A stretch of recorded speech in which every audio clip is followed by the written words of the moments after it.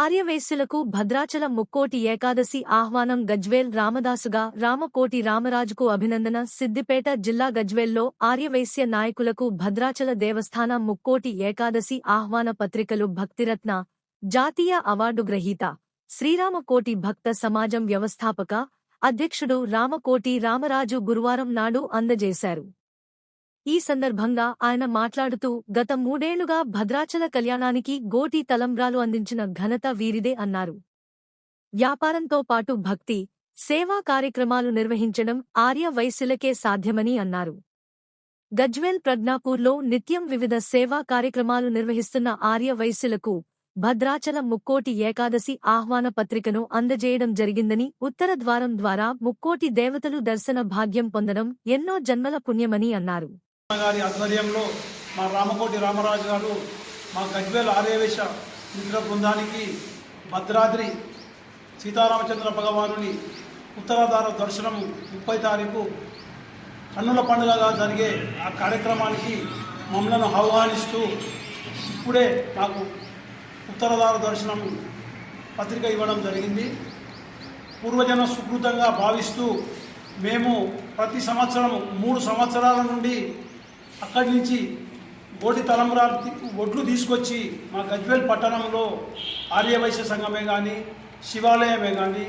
కృష్ణాలయమే కానీ, అయ్యప్పాలయమే కానీ, సంతోష్మాత ఆలయమే కానీ, రామాలయమే కానీ ప్రతి ఒక్క ఆలయానికి రామరాజు గారు చాలా కష్టానికి ఓర్చి ప్రతి చుట్టుపక్కల విలేజ్లు జిల్లా లెవెల్లో కూడా ఈ మధ్యనే తెలంగాణ రాష్ట్ర వ్యాప్తంగా తిరుగుతూ ఆ ఒడ్లను ఒలిపించి తలంబ్రాలు తయారు చేసి ఆ సీతారామచంద్ర భగవానుని కళ్యాణానికి తీసుకుపోవడం జరుగుతుంది. మరియు మరి అక్కడ అక్షంతలు కూడా మాకు తీసుకొచ్చి ప్రతి వారికి ఇవ్వడం జరుగుతుంది. ఇది మరో రామదాస్గా రామకోటి రామరాజు గారు గజ్వేల్లో జన్మించడమే ఆ గజ్వేల్ అందరికీ కూడా మంచి అదృష్టం. ఎందుకంటే ఆయన ఏదో ఒక విధంగా చిల్లర పైసలే కానీ, పప్పు దినుసులే కానీ, నువ్వులు కానీ, ఒడ్లు కానీ, మక్కలు కానీ ఏ ఒక్క వస్తువును కూడా ఇడిచిపెట్టకుండా ప్రతి వస్తువులతోటి ప్రముఖుల చిత్రాలు వేయడమే కానీ, ఈ దేవతల విగ్రహాలు తయారు చేయడం కానీ, మరియు మట్టి వినాయకులు పంపిణీ చేయడం కానీ ఎన్నో కార్యక్రమాలు చేస్తూ పాపం ఆయనే ఆ జీవితాంతం కూడా ఆ రామకోటి రామరాజుగా పేరు తెచ్చుకొని ఆ రామునికి అంకితమైనందుకు ఆయనను శిరస్సు వంచి అభినందిస్తూ ఆయనకు ఆ భద్రాచల రామచంద్ర భగవానుని మన ఇదే అయోధ్య రామచంద్రుని భగవానుని ఆశీస్సులు ఎల్లవేళలా వారికి వారి కుటుంబానికి ఉండాలని మా గజ్వేల్ పట్టణ ప్రజలందరినీ కూడా భక్తి మార్గంలో తీసుకుపోయి అందరినీ కూడా రామరామ అనిపించినందుకు ఆయనకు శిరస్సు వంచి నమస్కరిస్తూ ఈ కార్యక్రమంలో పాల్పంచుకుంటున్న